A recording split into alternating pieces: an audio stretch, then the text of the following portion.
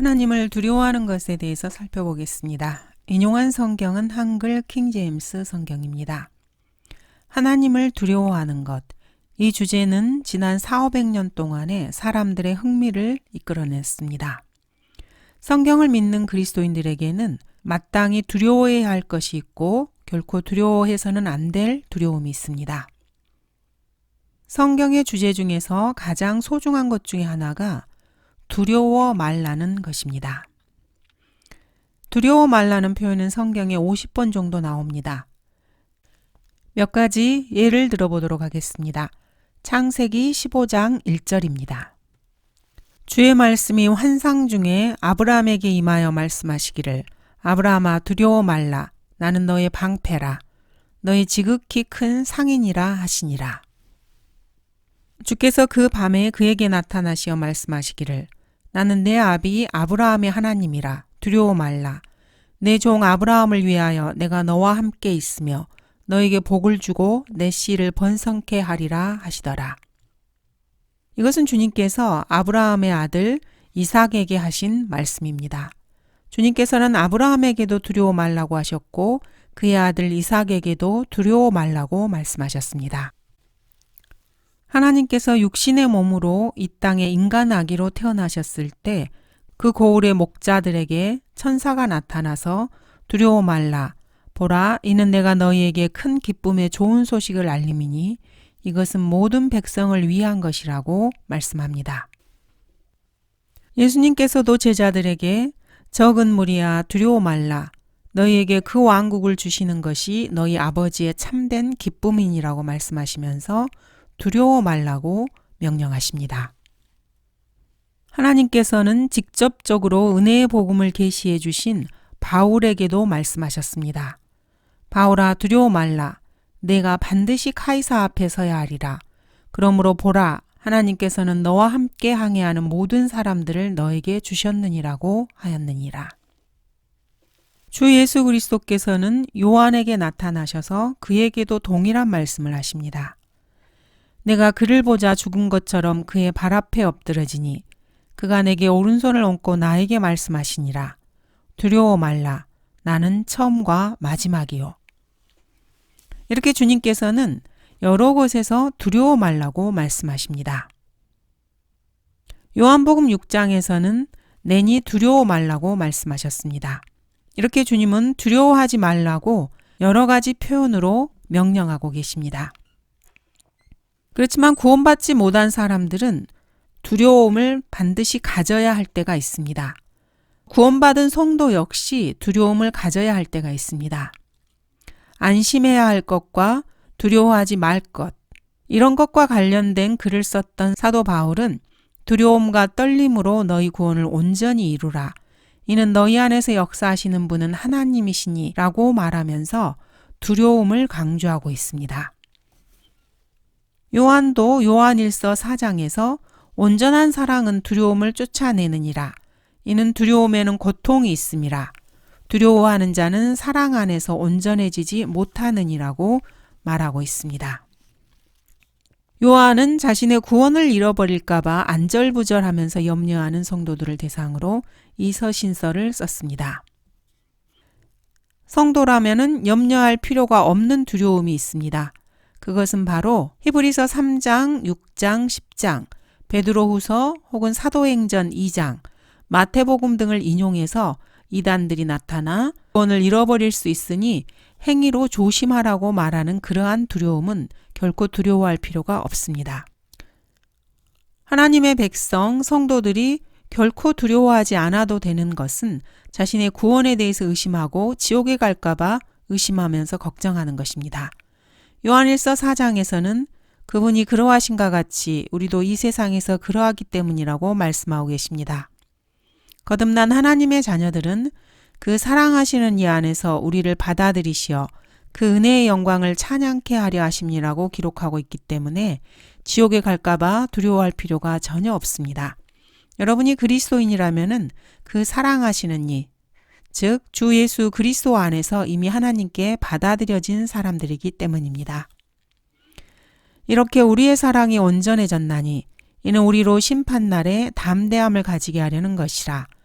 이는 그분이 그러하신가 같이 우리도 이 세상에서 그러하기 때문이니라. 사랑 안에는 두려움이 없나니 온전한 사랑은 두려움을 쫓아내느니라. 이는 두려움에는 고통이 있음이라. 두려워하는 자는 사랑 안에서 온전해지지 못하였느니라.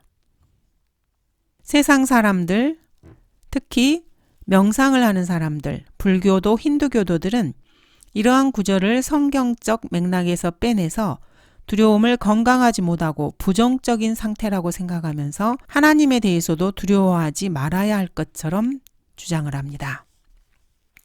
이는 하나님을 거짓말쟁이로 만드는 사탄의 가르침입니다. 시편 111편 10편에서는 주를 두려워함이 지혜의 시작이라고 말씀하고 있습니다. 욥기 28장에서는 주를 두려워함이 곧 지혜요라고 말씀합니다. 사무엘하 23장에서도 사람을 다스리는 자는 공의로워야 하며 하나님을 두려워함으로 다스려야 한다고 말씀하고 계십니다. 인간이 하나님을 두려워해야 하는 것은 마땅한 일입니다.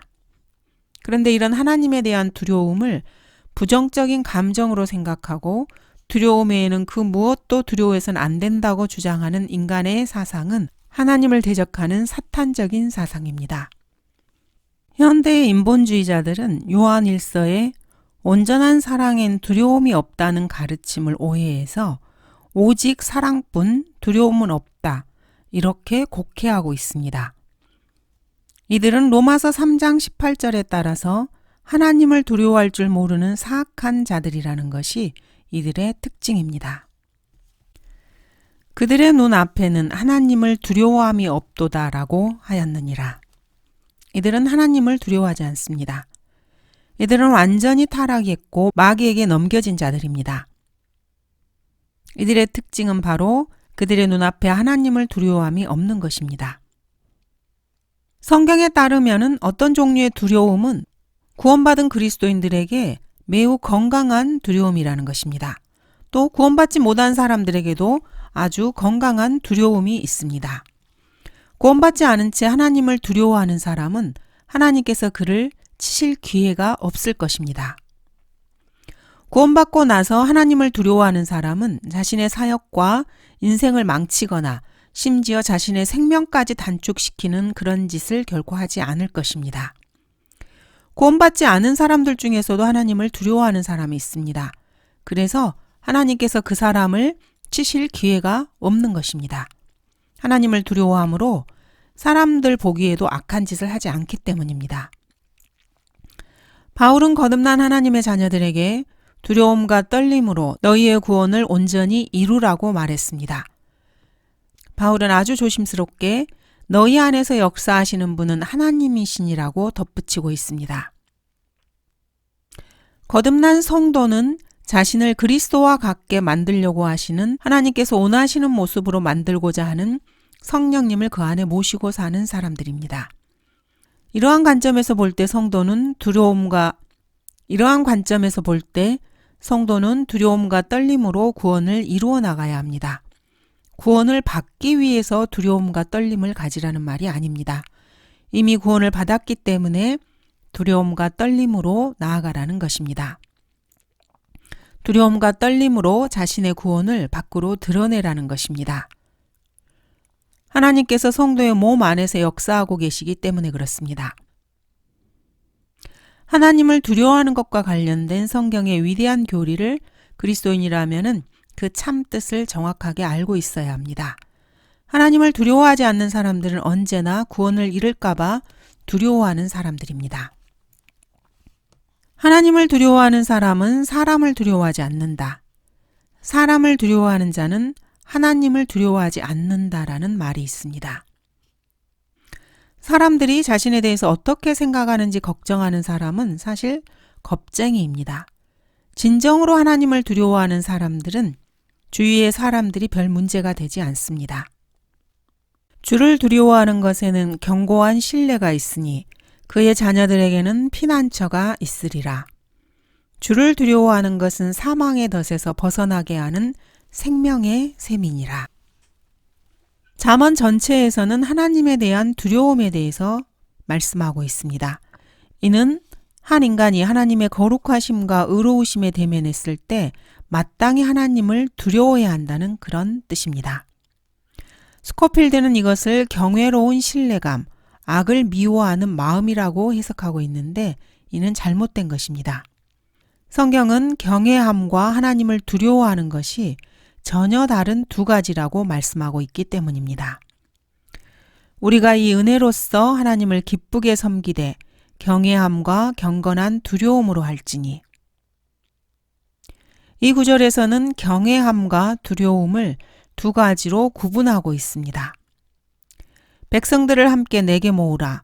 내가 그들에게 내 말들을 들려주어 그들로 세상에 사는 날 동안 나를 두려워함을 배우게 하고 또 그들로 그들의 자녀들을 가르치게 하리라.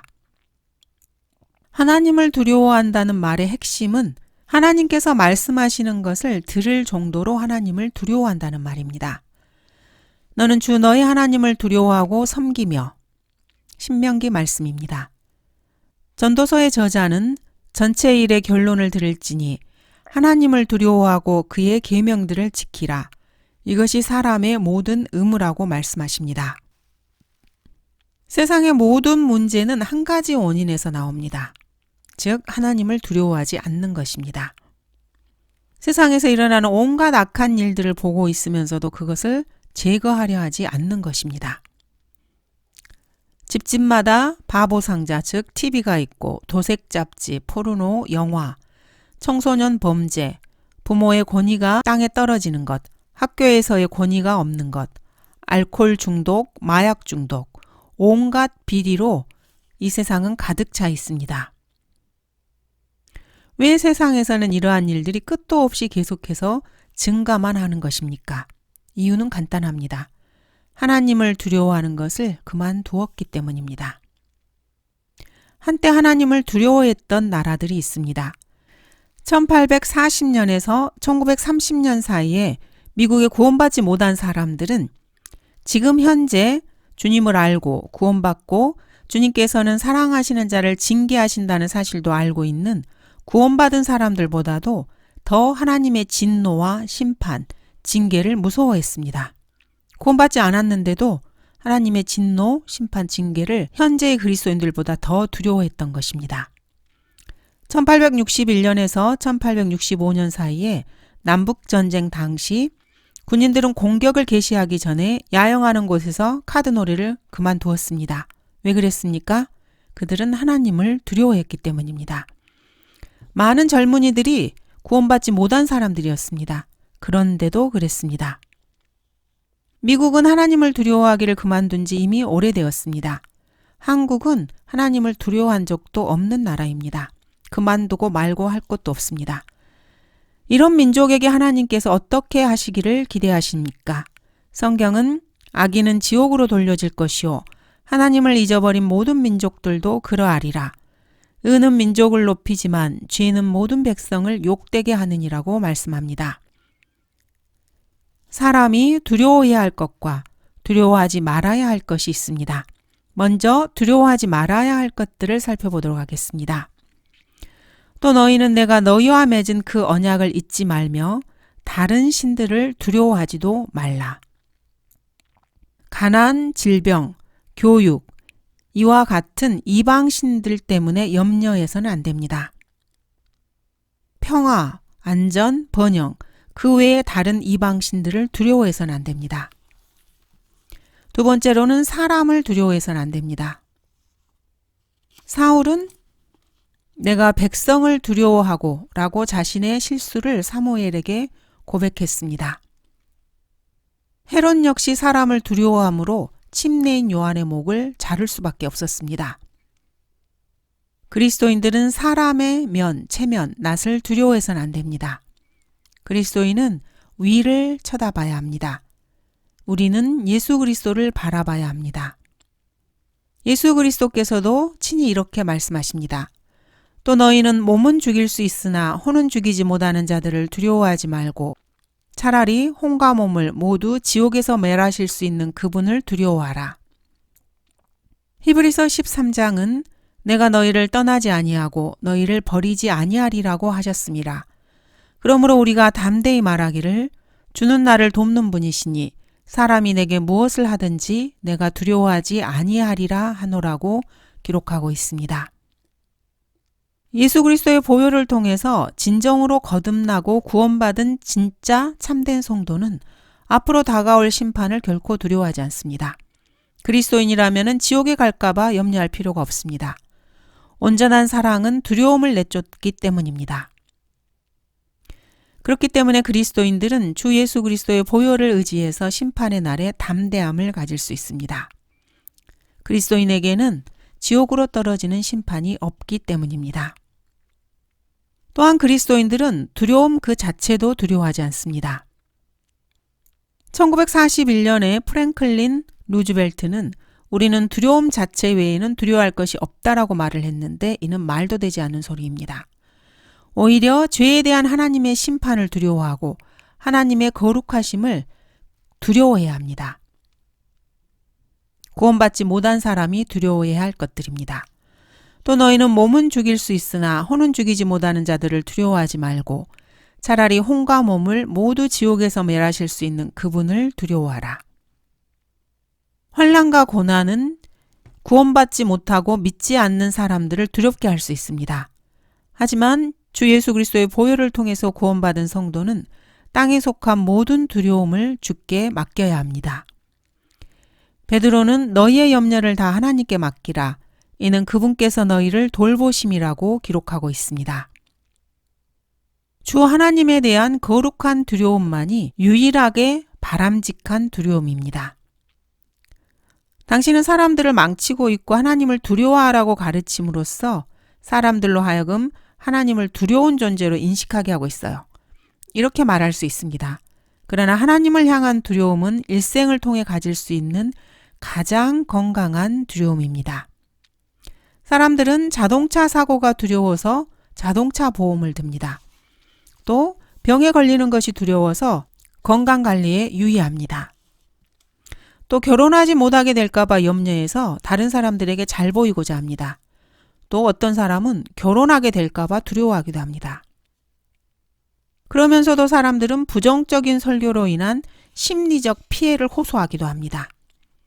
지옥에 대한 성경 구절이 어린아이들을 겁먹게 한다고 주장하기도 합니다. 어떤 사람들은 늙는 것을 두려워합니다. 어떤 사람들은 암에 걸릴까봐 두려워하기도 하고 백혈병에 걸릴까 두려워하기도 합니다. 또 임금 인상이 되지 않을까봐 두려워하기도 하고 어떤 사람들은 피부가 까맣게 탈까봐 걱정하기도 합니다. 인간은 사실 자신의 전 생애를 살펴보면 두려움으로 가득 차 있습니다. 그러면서도 어떻게 성경대로 믿는 그리스도인들에게 두려움이 건강하지 못한 마음이라고 말할 수 있는 것입니까? 노후가 걱정되기 때문에 사람들은 노후 생계보험을 듭니다. 집이 불타 없어질까봐 두려워서 화재보험을 들기도 하고 자동차 사고가 두려워서 자동차 보험을 듭니다. 그러면서도 하나님을 두려워하는 것은 옳지 않다고 말합니다. 이게 어떻게 된 영문입니까? 사람들은 거룩하시고 의로우신 하나님, 우주 공간에 별들을 만드시고 은하수를 만드셨고 성운, 그리고 인간을 만드시고 생명을 주시며 지금까지 먹이시고 입히시고 수만의 자비를 베푸시고 모든 끔찍한 재난에서 구해주신 하나님만은 두려워하지 않습니다. 인생에서 일어날 수 있는 온갖 일들을 두려워하면서 결코 하나님만은 두려워하지 않는 것입니다. 결코 하나님 한 분만은 두려워하지 않는 것입니다. 암에 걸릴까봐 두려워하고 성경대로 믿는 설교자들을 광신자라고 몰아붙이기도 합니다. 너희는 주 너희 하나님을 따르며 그분을 두려워하고 그분의 계명들을 지키며 그의 음성에 복종하고 또 너희는 그분을 섬기며 그분께 밀착할지니라. 모든 사람을 존경하고 형제를 사랑하며 하나님을 두려워하고 왕을 존경하라. 시몬 베드로가 그리스도인들에게 주는 권면입니다.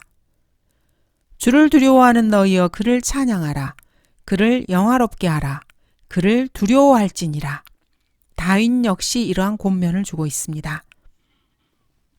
사도행전 9장에 보면은 은혜 아래 있는 지역교회 신약 성도들이 주를 두려워함과 성령의 위로 가운데서 행했고 그 결과 교회 회원의 수가 늘었다고 말씀합니다. 코넬료 역시 하나님을 두려워했던 사람이었습니다. 하나님을 두려워함으로 거룩함을 온전히 이루어 육과 영의 모든 더러움에서 우리 자신을 깨끗하게 하자고 바울은 권면하고 있습니다. 하나님을 두려워하지 않는 사람은 그리스도인이 아닙니다. 그 사람이 아무리 학식이 뛰어나고 종교적이며 겉으로 보기에 경건해 보여도 결코 그리스도인이라고 할 수 없습니다. 그렇다면 하나님을 두려워한다는 것은 무슨 말입니까? 성령님께서는 이렇게 정의하고 있습니다. 바울은 당시의 은사주의자들에게 고린도전서에서 이렇게 말했습니다. 만일 누구든지 자기를 선지자나 영적인 사람으로 생각한다면 내가 너희에게 쓰는 글들이 주의 명령들임을 인식해야 할 것이라. 바울이 말한 대로 성경 말씀을 저는 그대로 인용할 뿐입니다. 이것은 결코 제 개인적인 의견이 아닙니다. 성경이 정의하는 주를 두려워함이 무엇인지 알아보도록 하겠습니다. 첫 번째, 주를 두려워한다는 것은 악을 미워하는 것입니다. 인본주의적인 상대주의자들은 선과 악이 결국에는 같은 것이라고 주장합니다.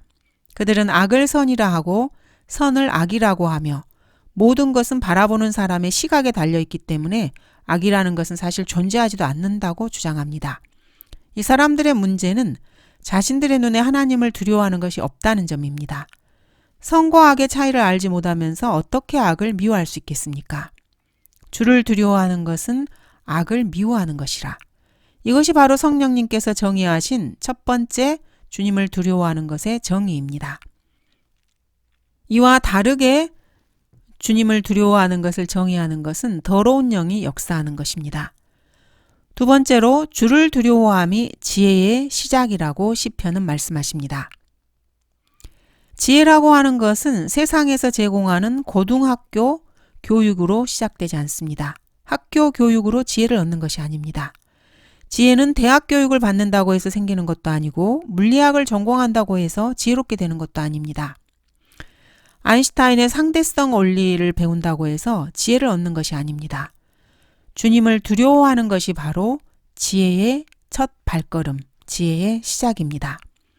하나님을 두려워하는 것을 배우지 못한 인간은 사실은 그 어떤 것도 제대로 배우지 못한 사람입니다. 세 번째로 소유가 적어도 주를 두려워하는 것이 큰 재물로 인하여 고뇌하는 것보다 나으니라. 주를 두려워함은 그의 보배로다. 하나님을 두려워한다는 것은 아주 귀중한 일입니다. 금이나 은보다 더 가치가 있습니다. 하나님을 두려워함으로 인해서 금과 은으로는 해결할 수 없는 문제를 해결할 수 있고 그러한 문제에서 해방되기 때문입니다. 속지 말라. 하나님은 우롱당하지 아니하시느니라. 이는 사람이 무엇을 심든지 그대로 거둘 것이기 때문이라. 자신의 육신에 심는 자는 육신으로부터 썩은 것을 거두고. 바울은 하나님을 두려워하지 않는 자들이 심은 대로 거두게 된다고 경고하고 있습니다. 심은 대로 그것을 거둘 때 돈으로도 어떻게 할 수가 없습니다. 15년간 포트워드에서 고속도로 순찰 대원으로 일하다가 목회자가 된 사람이 있습니다. 그분이 러크만 목사님께 이렇게 말했습니다. 러크만 형제, 내가 고속도로 순찰 대원이었을 때 15년간 고속도로를 순찰하면서 자살을 시도하는 사람들을 수없이 보았다네. 한적한 고속도로에 차를 세워놓고 차 안에 일산화탄소를 가득 채우게 해놓았더군. 그런데 놀라운 게 하나 있는데 그렇게 발견된 자동차의 대다수가 캐딜락, 링컨 컨티넨털, 메르세데스 벤츠였다는 거였지. 1년에 수십만 달러 이상의 수입을 올리는 사람들이 고속도로에서 스스로 목숨을 끊으려고 하는 것입니다. 이 가련한 죄인들에게는 참된 보배가 없었던 것입니다. 주님께서는 주를 두려워하는 것이 성도의 참된 보배라고 말씀하셨습니다. 네 번째로 주를 두려워하는 것은 사망의 덫에서 벗어나게 하는 생명의 셈이니라. 탐험가 폰세 데레오는 젊음의 셈을 찾기 위해서 파리와 모기가 들끓는 벵골 보리수, 삼나무, 고무나무 이런 그루터기로 뒤덮인 늪에서 영원한 생명을 찾아 헤맸습니다. 그러나 주를 두려워하는 것이 죽음의 덫에서 벗어나게 하는 바로 생명의 샘입니다. 주를 두려워함은 순결하여. 주를 두려워함으로 인해서 정결하게 되고 자신의 행실에 주의하게 된다고 다윗은 말합니다. 다윗이 지속적으로 주님을 두려워했다면 밧세바를 아내로 취하기 위해서 그 남편을 죽게 하지 않았을 것입니다. 다윗은 어떻게 하다가 그러한 문제에 휘말려서 악한 죄를 저지른 것입니까? 일시적이긴 했지만은 다윗이 하나님을 두려워하지 않았기 때문입니다.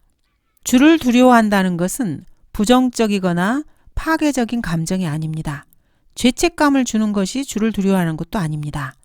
주를 두려워함은 순결하여 영원히 지속되고, 정신과적인 입장에서 말하는 현대적 의미의 두려움은 중요하지 않으면 논쟁거리도 못 됩니다. 정신과 의사들이 생각하는 하나님에 대한 두려움은 성경이 말하는 것과는 거리가 멉니다. 우리가 이 은혜로서 하나님을 기쁘게 섬기되 경외함과 경건한 두려움으로 할지니, 주를 두려워하는 것이 바로 곧 경건입니다. 인본주의자들이나 사회주의자들이 주를 두려워하는 것, 두려움에 대해서 아무리 부정적으로 말한다 해도 우리는 그 사람들이야말로 하나님의 말씀에 대해서 가장 부정적인 태도를 보이는 사람이라는 것을 알고 있습니다. 그들은 하나님에 대한 두려움이 사람들을 불안하게 하고 죄책감을 심어준다고 주장하지만은 그 사람들은 사실 성령님께서 죄를 깨닫게 해주시는 역사를 대적하고 있는 것 뿐입니다. 이 세상에서 성령님께서는 그리스도를 믿지 않는 사람들에게 그들이 죄인이라는 것과 그리스도를 믿지 않으면 지옥에 간다는 것을 확신시켜주고 계십니다. 그러므로 성령님께서는 불신자들에게 주를 두려워함에 대해서 부정적인 죄의식을 갖게 합니다. 성경에 따르면은 주를 두려워하는 것은 악을 미워하는 것이고 지혜의 시작이며 보배이고 생명의 샘이며 정결하고 순수하게 하며 영원하고 경건한 것입니다. 다시 말해서 주를 두려워하지 않는 사람은 악을 미워하지 않는 사람이며 지혜 없는 바보에다가 부정직하고 불경건한 사람입니다.